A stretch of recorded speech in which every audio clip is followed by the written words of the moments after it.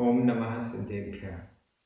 जीवमजीवं तव्वं जिणवरवसहेण जेणनिर्दिष्टं देविन्दविन्दवन्दं वन्दे तं सर्वदा शिरसा। बोलिए श्री खजराज शांतिनाथ भगवान की जय। आचार्य श्री नेमिचंद्र सिद्धांति देव की जय। हम सभी बड़े सौभाग्यशाली हैं जो हमें आचार्य नेमिचंद्र सिद्धांति देव के द्वारा रचित महान ग्रंथ द्रव्य संग्रह के अध्ययन का अवसर मिल रहा है। निश्चित रूप से यह लघु काय ग्रंथ मात्र 58 गाथाओं में जैन धर्म और दर्शन के सार को अपने में समेटे हुए है। आज हम गाथा क्रमांक 20 पर आ चुके हैं। प्रतिदिन एक एक गाथा का अर्थ, उच्चारण, प्राकृत भाषा की दृष्टि से व्याकरण आदि को भी हम समझने का प्रयास कर रहे हैं। इस गाथा में लोकाकाश किसे कहते हैं और अलोकाकाश किसे कहते हैं, यह स्पष्ट किया जा रहा है, परिभाषित किया जा रहा है। चलिए प्रारंभ करते हैं। गाथा क्रमांक 20, उच्चारण। धम्मा धम्मा, धम्मा धम्मा अधमा पुरमा, धम्मा धम्मा। कालो कालो, पुग्गल जीवा, पुग्गल जीवा अधगा पुरगा। या संति संति, जावदिये जावदिये। आयासे आयासे, सो लोगो लोगो। तत्तो अधता पुरता, तत्तो। परदो परदो, अलोगुत्तो अलोगुत्तो अधता पुरता, अलोगुत्तो। धम्मा धम्मा कालो, धम्मा धम्मा कालो। पुग्गल जीवाय संति जावदिये, पुग्गल जीवाय संति जावदिये। आयासे सो लोगो, आयासे सो लोगो। तत्तो परदो अलोगुत्तो, तत्तो परदो अलोगुत्तो। गाथा बहुत सरल है, उच्चारण में कोई भी कठिनाई नहीं। धम्मा धम्मा कालो पुग्गल जीवाय संति जावदिये, और नीचे लिखा है आयासे। जावदिये आयासे, दोनों में सप्तमी विभक्ति का एक वचन है। आयासे का विशेषण है जावदिये। जावदिये जितने में, आयासे आकाश में, जितने आकाश में। जावदिये जितने, आयासे आकाश में, जितने आकाश में। आकाश अनंत है, उस अनंत आकाश के जावदिये जितने हिस्से में, जितने भाग में।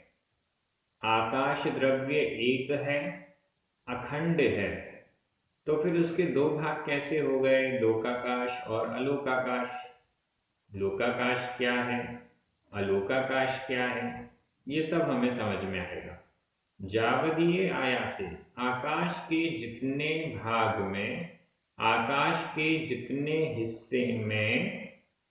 धम्मा धम्मा कालो पुग्गल जीवाय संति। धम्मा धम्मा, संधि विच्छेद कर लीजिए। धम्म, मा में छोटा अ, अधम्मा छोटा अ, दो छोटे अ मिलकर बड़ा आ बन गया। धम्म अधम्मा, धम्मा धम्मा। धम्म धर्म द्रव्य, अधम्मा अधर्म द्रव्य, धर्म और अधर्म द्रव्य। कालो काल द्रव्य, पुग्गल जीवा, य यानी और, पुग्गल जीवा, पुग्गल पुद्गल, जीव पुद्गल और जीव कौन कौन हो गए? धर्म द्रव्य, अधर्म द्रव्य, काल द्रव्य, पुद्गल और जीव द्रव्य संति, रहते हैं, होते हैं। संति यह अस क्रिया का अन्य पुरुष बहुवचन का रूप है। अस क्रिया का संति, इसका अर्थ हुआ होते हैं। जितने आकाश में, आकाश के जितने हिस्से में धर्म, अधर्म, काल, पुद्गल और जीव, ये बाकी पांचों द्रव्य संति, होते हैं, रहते हैं, पाए जाते हैं। सो लोगो, तीसरे चरण में सो यानी वह, लोगो लोक है, वह लोक है, वह लोकाकाश है। लोकाकाश का शॉर्ट फॉर्म लोक शब्द का प्रयोग किया गया है। पिछली गाथा में लोगागासम लोगागासमिति तो भी हम कहा गया, लोगागासम लोकाकाश, ये पूरा शब्द का प्रयोग किया, लेकिन अभी उसको शॉर्ट कर दिया गया, लोक शब्द से कह दिया गया। सो लोगो, सो यानी वह, लोगो लोक है, वह लोकाकाश है। क्या है लोकाकाश? आकाश का उतना हिस्सा, आकाश के जितने हिस्से में धर्म आदि पांचों द्रव्य रहती हैं, वह लोगो, वह लोकाकाश है। बड़ा सिंपल हो गया। आकाश के टुकड़े नहीं किए जा रहे हैं। कई बार ये भ्रम हो जाता है कि आकाश के टुकड़े कर दिए गए, आकाश दो हो गया है, दो प्रकार का है तो दो हो गया है, एक लोकाकाश और एक अलोकाकाश। जैसे बंटवारा होता है घर में तो एक घर के दो घर हो जाते हैं, वैसे ही आकाश का बंटवारा हो गया तो एक आकाश दो हो गए, ऐसा नहीं है। आकाश है एक ही। आकाश में रूप रस गंध वर्ण तो है नहीं कि हम उसके भेद कर सकें, टुकड़े कर सकें। भेद तो पुद्गल की पर्याय है, जो हमने पूर्व गाथाओं में पढ़ा था। पुद्गल की 10 पर्यायों में भेद भी आया है। टुकड़े टुकड़े हम यहां नहीं कर सकते, किसी भी द्रव्य के टुकड़े नहीं कर सकते। आकाश के टुकड़े नहीं हो सकते, धर्म अधर्म के टुकड़े नहीं हो सकते, जीव के टुकड़े नहीं हो सकते। काल द्रव्य तो इतना छोटा है, टुकड़े करने की बात ही नहीं है। टुकड़े नहीं हुए हैं तो क्या हुआ है, इसको हम उदाहरण से समझते हैं। एक ब्लैक बोर्ड है, उस ब्लैक बोर्ड में एकदम बीचों बीच जितने हिस्से में हमने व्हाइट, एक चौक है, उस चौक से हमने एक गोला बना के उसको सफेद चौक से भर दिया। अब ब्लैक बोर्ड चारों तरफ से तो काला है, लेकिन उसके बीच में थोड़ा सा हिस्सा सफेद है।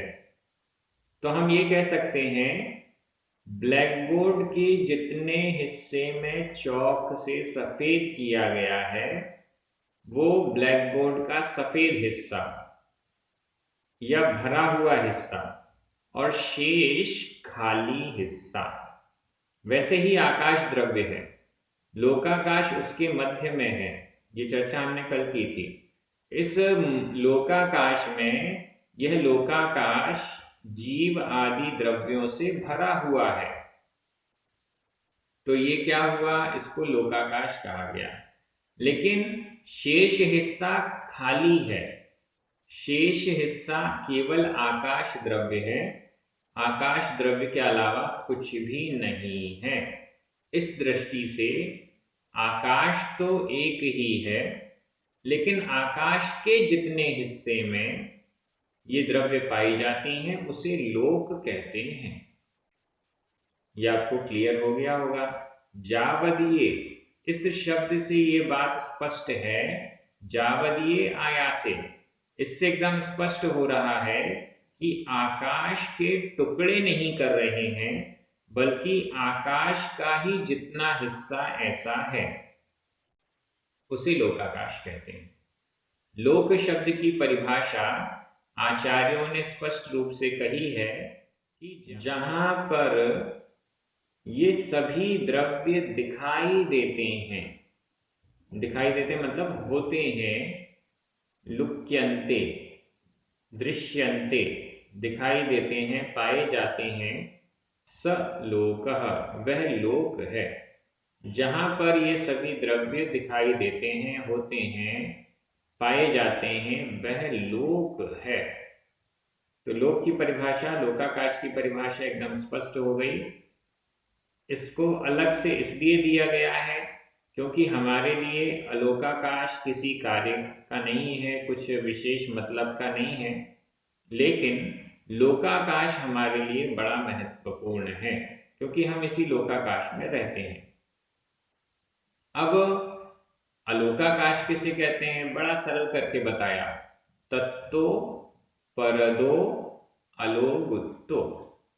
तत्तो उससे, तत्तो उससे, उससे किससे, लोक से, लोक से, परदो परे, लोक से परे, लोक के बाहर, लोकाकाश के बाहर जितना भी पोर्शन है, जितना भी हिस्सा है, वो सारा का सारा अलोगुत्तो, अलोग संधि विच्छेद कर लीजिए, अलोग, ग में छोटा अ, उत्तो उ, आ और उ मिलकर आ का लोप हो गया, उ रह गया, अलोग उत्तो, अलोग उत्तो, अलोग अलोक उत्तो कहा गया, अलोकाकाश कहा गया। तत्तो परदो उससे परे, लोकाकाश से परे, लोकाकाश से बाहर का जितना भी पोर्शन है वो सारा का सारा अलोकाकाश है। यह अलोकाकाश अनंत प्रदेशी है। लोकाकाश इसकी बाउंड्री भी है, इसका आकार भी है, यह असंख्यात प्रदेश वाला है। टोटल आकाश द्रव्य अनंत प्रदेशी है।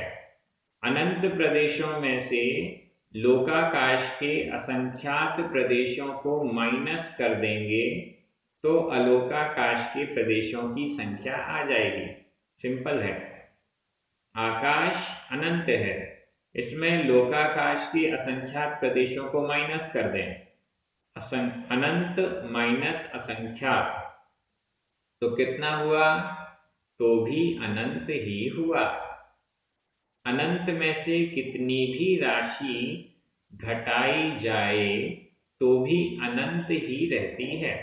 इस दृष्टि से अलोकाकाश भी अनंत प्रदेशी होता है, अनंत प्रदेश वाला होता है। आकाश भी अनंत प्रदेशी है, अलोकाकाश भी अनंत प्रदेशी है, लेकिन लोकाकाश असंख्यात प्रदेशी है। ऐसा हमें समझना है। और भी कुछ चर्चाएं जो इससे प्रासंगिक हैं वो हम यहाँ पर ले रहे हैं। कोई प्रश्न कर सकता है कि आकाश तो, लोकाकाश तो सीमित है, असंख्यात प्रदेशों वाला है। इस असंख्यात प्रदेश वाले लोकाकाश में अनंत जीव, उनसे भी अनंत गुणे उद्गल, धर्म द्रव्य, अधर्म द्रव्य और काल द्रव्य, इतना सब कुछ, इतने सारे सारे द्रव्य इतने लोकाकाश के अंदर कैसे आ जाते हैं? तो उसका उत्तर आचार्य श्री ब्रह्मदेव जी ने टीका में दिया है, बहुत सुंदर उत्तर दिया है। उन्होंने उदाहरण दिया, जैसे प्रकाश, एक हमने बल्ब चालू किया लाल रंग का, उसी कमरे में हमने दूसरा बल्ब चालू किया पीले रंग का, तीसरा हरे रंग का, और 5-7 अलग अलग रंगों वाले बल्ब हमने चालू कर दिए। तो क्या अब हमें अलग अलग कमरे की जरूरत पड़ेगी? नहीं, एक ही कमरे में पहले लाल प्रकाश, फिर उसके बाद पीला किया तो लाल और पीला मिक्स हो गया, फिर हरा भी हो गया, फिर नीला भी हो गया, सारे कलर एक साथ वहां पर हो जाएंगे। उसे अलग अलग करने की आवश्यकता नहीं है, सारे रंग एक साथ वहां पर आ जाएंगे। इसी प्रकार की क्षमता आकाश के प्रदेशों में है। आकाश के प्रदेश सभी द्रव्यों को स्थान देते हैं। ऐसा नहीं है कि जहां जीव द्रव्य को स्थान मिल गया है वहां पर पुद्गल नहीं आ सकता। ये सारी द्रव्य, पुद्गल को छोड़ के सभी द्रव्य अरूपी हैं। अरूपी द्रव्यों को जगह घेरते समय ऐसा नहीं होता कि वो दूसरे को रुकावट करें। जहां जहां धर्म द्रव्य है वहीं वहीं अधर्म द्रव्य है, वहीं वहीं काल द्रव्य भी है, जीव और पुद्गल सब हैं। ये सब इतने, एक तो अरूपी हैं पुद्गल को छोड़कर, तो उन्हें आपस में एक दूसरे को बाधा करने की चांसेस ही नहीं है। दूसरा, एक पुद्गल भी है, तो पुद्गल भी दो प्रकार का होता है। एक है सूक्ष्म और दूसरा है बादर। जैसे हमने जीवों के सूक्ष्म और बादर भेद देखे थे और उसकी परिभाषा समझी थी। पुद्गल भी सूक्ष्म और बादर दो प्रकार का है। बादर जो दिखाई देता है, दूसरे को रोक भी सकता है, स्वयं रुक भी सकता है। और सूक्ष्म ऐसा है जो दिखाई नहीं देता, एक दीवार बीच में है तो दीवार को भी पार कर जाएगा, इस प्रकार का है। तो जो सूक्ष्म स्कंध हैं उनको भी स्थान की कोई दिक्कत नहीं है, वो कहीं पर भी एक साथ, एक के बाद एक सब इकट्ठे हो जाते हैं। कार्बन वर्गणाएं हैं, नोकर्म वर्गणाएं हैं, भाषा वर्गणाएं हैं, बहुत सारी अनेक प्रकार की वर्गणाएं हैं।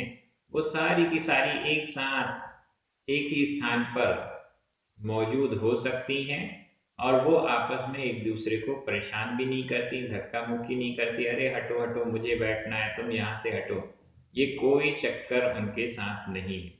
जो बादर हैं, अब जैसे मोबाइल, कुर्सी, टेबल, पलंग, तकिया इत्यादि इत्यादि, ये सब चीजें बादर हैं, ठोस हैं। इनको एक बार जगह दे दी तो उस जगह पर दूसरी वस्तु नहीं रख सकते, सेम जगह पर इधर उधर करके रख सकते हैं। लेकिन तकिया के स्थान पर भी कार्बन वर्गणाएं क्योंकि सूक्ष्म है रह सकती हैं, धर्म द्रव्य रह सकती है, अधर्म द्रव्य रह सकती है। कोई सूक्ष्म जीव है, सूक्ष्म जीव का मतलब जो एक इंद्रिय सूक्ष्म पांचवा स्थावर है, वो भी वहां पर रह सकते हैं। जहां पर यह टेबल रखी हुई है, चेयर रखी हुई है, वहां पर हम दूसरा ठोस पुद्गल नहीं रख पाएंगे उस स्थान पर। लेकिन ये शेष द्रव्य जो अरूपी हैं या सूक्ष्म हैं, वो तो वहां पर रह सकते हैं, वहां पर पाए जा सकते हैं, उसी स्थान पर मिल सकते हैं। ऐसा हमें समझना चाहिए। तो आकाश द्रव्य में इतनी सामर्थ्य है कि वो सभी द्रव्यों को स्थान देने में उसे कोई प्रॉब्लम नहीं है। दूसरी बात, उस द्रव्य का भी ये गुण है कि वो दूसरे द्रव्य को बाधा ना पहुंचाए। जितने भी अरूपी द्रव्य हैं ये एक दूसरे को किसी को भी बाधा नहीं पहुंचाते। रूपी द्रव्यों में भी जो सूक्ष्म हैं वो बाधा से रहित हैं और जो बादर हैं, स्थूल हैं, वो बाधा से सहित हो भी सकते हैं। ऐसा हमें समझना चाहिए। अवगाहनत्व का गुण जो आकाश द्रव्य में है वह विशेष है, सभी द्रव्यों के लिए है। लेकिन सभी द्रव्यों के सामान्य गुणों में एक अवगाहनत्व का गुण भी आता है।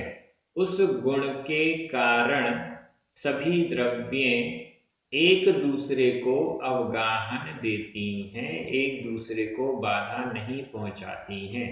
जहां पर अनंत सिद्ध भगवान विराजमान हैं, उसी स्थान पर, उसी आकाश पर पांचों स्थावर सूक्ष्म जीव भी विराजमान हैं, रह सकते हैं। उसी स्थान पर उन सूक्ष्म जीवों में जो अनंतानंत कर्म बंधे हुए हैं वो भी उपलब्ध हैं। उसी स्थान पर जो कर्म वर्गणाएं आगे बंधने के योग्य हैं वो भी उसी स्थान पर हैं।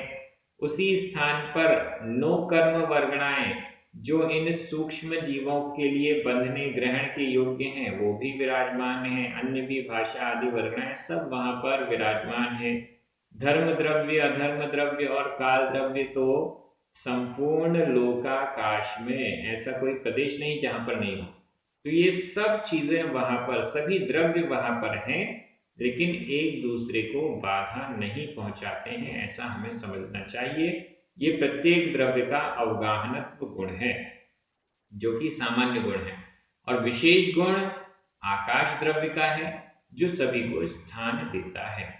यहां पर एक शब्द आया उत्तो, उत्तो जिसका अर्थ किया गया कहा गया, कहा हुआ। यह भूतकालिक कृदंत का अनियमित प्रयोग है।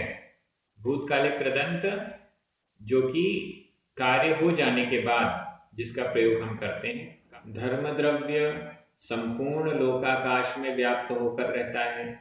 एक भी पिन पॉइंट आकाश लोकाकाश का नहीं है जहां पर धर्म द्रव्य नहीं हो।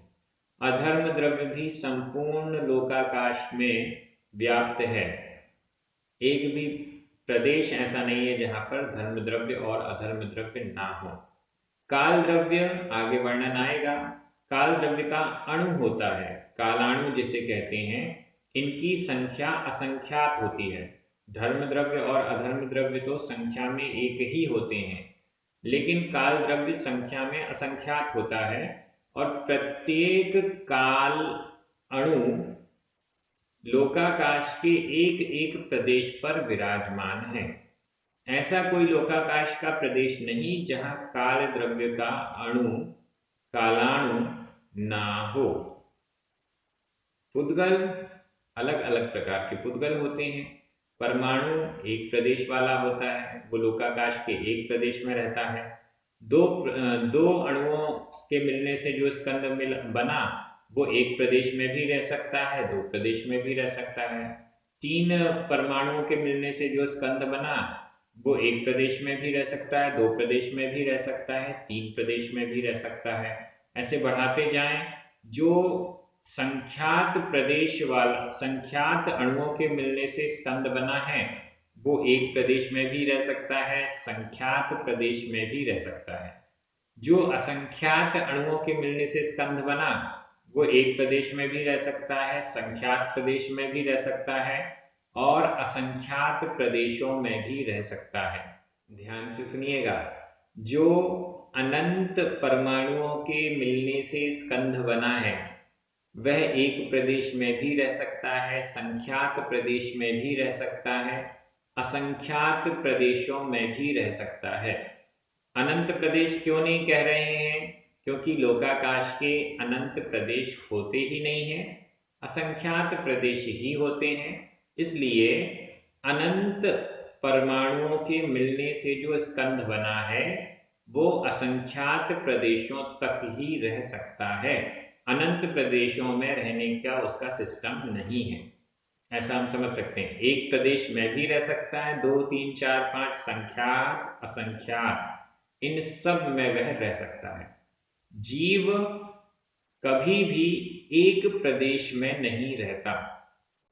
जीव कभी भी कितना भी छोटे से छोटा हो लोकाकाश के संख्यात प्रदेशों में भी नहीं रहता। कितना भी सूक्ष्म जीव है वो लोकाकाश के असंख्यात प्रदेशों को ही घेरेगा।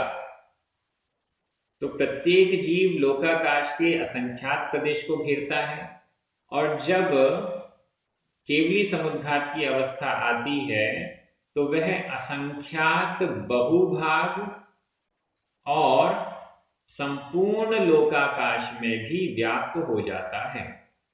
केवली समुद्घात में जब लोक पूरण की अवस्था है तब जीव के आत्मा का एक एक प्रदेश लोकाकाश के एक एक प्रदेश में विराजमान हो जाता है, बराबर फैल जाता है।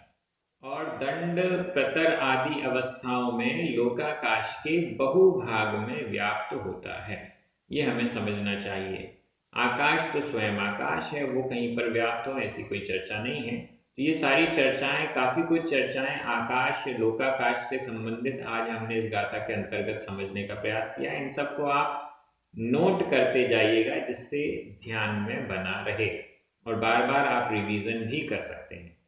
अब गाथा का अन्वय देखते हैं। आपके मन में हिंदी अर्थ चलना चाहिए। जावदिये आयासे धम्मा धम्मा कालो य पुग्गल जीवा संति सो लोगो तत्तो परदो अलोग उत्तो। मैं हिंदी अर्थ कर रहा हूं, आपकी नजर प्राकृत शब्दों पर जानी चाहिए। जितने आकाश में धर्म अधर्म द्रव्य, काल द्रव्य और पुद्गल जीव द्रव्य, द्रव्यें बहुवचन में कर दीजिए, होती हैं, वह लोक है, लोकाकाश है। उससे परे बाहर अलोक, अलोकाकाश कहा गया है। विभक्तियां देख लीजिए। धम्मा धम्मा, पुग्गल जीवा, इन दोनों में ही प्रथमा विभक्ति का बहुवचन है। कालो, सो, लोगो, अलोग, इन सब में प्रथमा विभक्ति का एक वचन है। य, तत्तो और परदो, ये तीनों ही अव्यय हैं, इसमें विभक्तियां नहीं है।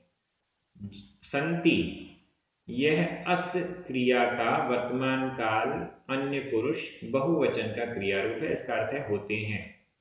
जावदिये आयासे, ये दोनों ही सप्तमी विभक्ति के एक वचन हैं।